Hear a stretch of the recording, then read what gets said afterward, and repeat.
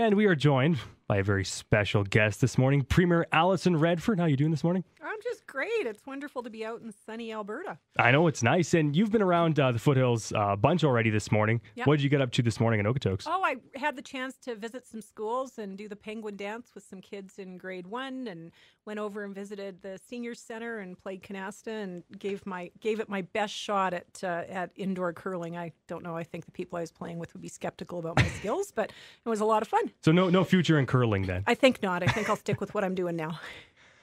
So you've been all across the country this week, and obviously budget has been a big thing that's been coming up recently. Yeah. And with, I guess, the looming cloud of the $3 billion deficit, what are some ways that the government's kind of working on this to kind of tell people, here's what we're doing to try to address this issue? Well, the first thing we want Albertans to know is that we have a plan, and we need to make sure that as people are moving to them, that there are places for their kids to go to school and there's access to healthcare. So we have to keep building infrastructure, and we're going to go to capital markets to be able to talk about investing in the long-term future, which was one of the reasons I was in Toronto this week, which was really successful. The other thing we're doing, which I think is very interesting and it's never been done before, is we introduced an online tool that allows Albertans to go to a website and really see an illustration of the kind of choices that we're making as government, because they are going to be tough choices. This is an unprecedented experience. We're seeing drops in revenue both in our budget. Jim Flaherty and the federal Conservatives as well is having a challenge, and it's a result of this bitumen bubble.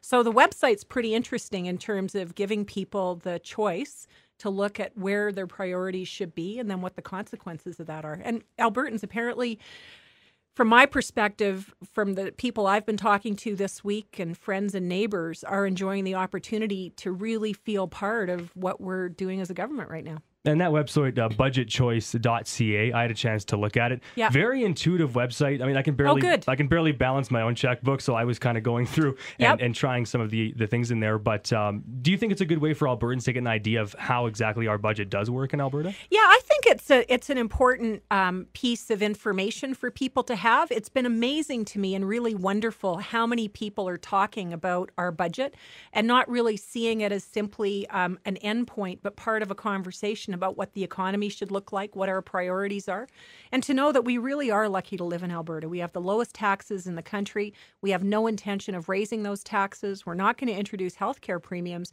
and we want to make sure that Albertans are getting the services that they need. So there's a lot of priorities. It's what we think about every day in Cabinet and in caucus, and it's great that Albertans are joining that conversation right now. And I know a lot of people have brought up the tax issue, whether it be, healthcare premiums or Alberta introducing a sales tax. Yeah. And between healthcare and education, why are those kind of the two big things that usually come up when it comes to cuts? Well, because they're the biggest part of our budget. Healthcare on any given year is between 43 and 47% of our budget. And so a big part of what we want to do is make sure that we're delivering services as effectively as we can. We think we can do that, and we've seen great improvements with respect to wait lists lately, and that's important. We also know that with education that it's a service that matters to families, and so that's something that people are nervous about. But we're committed to making sure that those services are there, because those are the investments now that we need to make for the long term, so that kids have options, so that kids are being educated, they have career choices.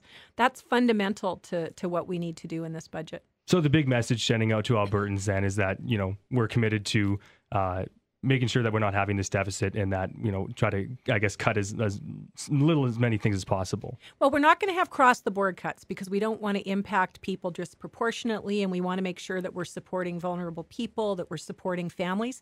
We're not introducing a sales tax. I say that every day, and other people come out and say, oh, that's not what she said. Read my lips. This is the case. We're not going to introduce a sales tax. We're not going to introduce healthcare premiums.